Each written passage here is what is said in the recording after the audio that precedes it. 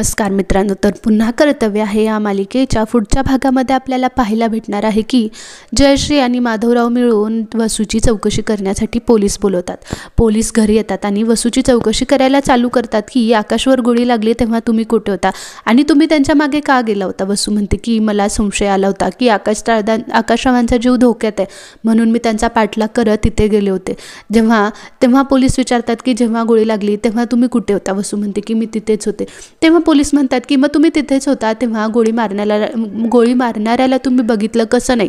वसू म्हणते की मी बघितलं गोळी मारणाऱ्याला, पण त्याने त्याचा चेहरा पूर्ण कव्हर केला होता आणि तो अंधारात उभा होता त्यामुळे आम्हाला काही दिसलं नाही। आम्ही त्याचा पाठलाग करणार इतक्यात त्याने सगळे दरवाजे बंद केले आणि तो पळून गेला। तेव्हा वसुंधरा म्हणते की मला आकाशरावांचा जीव वाचवायचा। पोलीस म्हणतात की मग तुम्ही बंद केला, मग तुम्ही बाहेर कसा निघालात, आकाशला घेऊन तुम्ही दवाखान्यात कसे पोहोचलात। वसू सांगते की आम्ही खिडकी पोहोचून बाहेर निघालोत। तेव्हा पोलीस अजून संशयाने विचारतात की नक्की काहीतरी गडबड आहे। आता पुढे काय होतं हे पाहणं त्याहून इंटरेस्टिंग राहणार आहे। तोपर्यंत तुम्हाला हा व्हिडिओ आवडला असेल तर आपल्या चॅनलला लाईक करायला, शेअर करायला आणि सबस्क्राईब करायला विसरू नका। थँक्यू।